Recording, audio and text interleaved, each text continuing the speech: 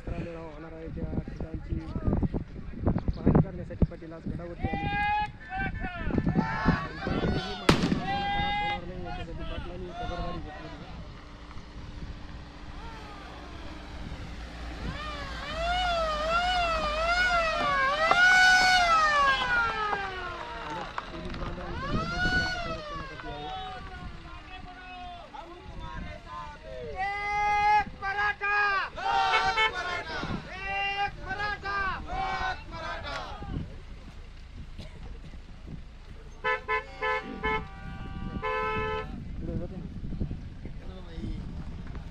कसं केलं कसं जमायचं आपलं खेळात